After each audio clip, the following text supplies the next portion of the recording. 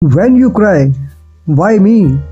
There comes a moment in life when strength runs out, prayer feels heavy, faith feels tired, and tears fall out without permission. In that moment, you don't ask big questions about the world or anything. You ask a very personal one: why me? Before I begin, let me say this clearly. If you are carrying silent pain, unanswered prayers, or a tired faith, this message is for you. Subscribe not for the updates, but for reminders that God still speaks to broken hearts. Now listen slowly and let these words meet you where you are. This question does not come from rebellion, it comes from pain. It comes from someone who has endured more than they were prepared for.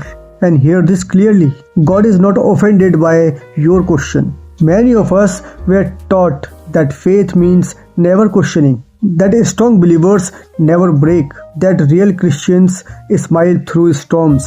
But the Bible does not tell the story of perfect people, it tells the story of honest people. People who cried, people who questioned, people who doubted and were still loved deeply by God. Look at Job. The Bible calls him righteous, faithful, blameless. Yet in one season, he lost everything: his children, his health, his wealth, his dignity. Job didn't whisper polite prayers. He cried out. He asked God hard questions. He said, "Why was I even born?" And God did not abandon him. Sometimes God is silent, not because he is absent, but because the process is sacred. Some answers, if given too early, would destroy the work God is doing inside you. Now consider Joseph. Joseph obeyed God. He resisted temptation. He walked in integrity. Still, he was betrayed by his own brothers, sold as a slave, falsely accused, and forgotten in prison. Imagine Joseph alone in that cell asking, "Why me, God?" What Joseph couldn't see in the prison, God already saw in the palace. Years later, Joseph would say words that healed generations.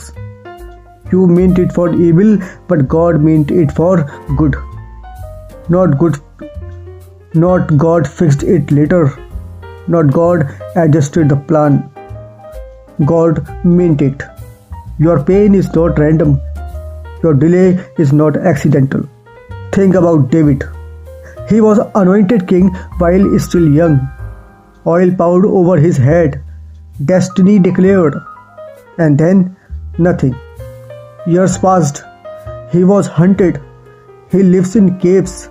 He wrote psalms from fear, not from a throne. David cried out, "How long, O Lord, will you forget me forever?"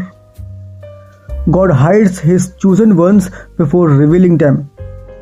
Crowns are delayed to build character. Intimacy with God is formed in isolation. And then there is Jesus Christ, perfect, sinless, obedient. Hanging on the cross, Jesus cried, my God, why have you forsaken me?" If Jesus asked, "Why?" your tears are not unbelief. They are human.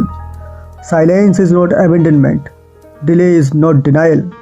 Today, there are people praying and still hurting, believing and still struggling, obeying God and still feeling alone. A mother praying for her child, a father trying to provide, a believer mocked for choosing righteousness. Faith does not remove pain, it gives pain a meaning. This truth may be hard to hear, but listen gently. It had to be you because you would not quite completely. God trusted your hurt even when you doubted your strength. Some battles are given not to the strongest but to the most surrendered. God could have chosen someone else, but He chose you. While you ask, "Why me?"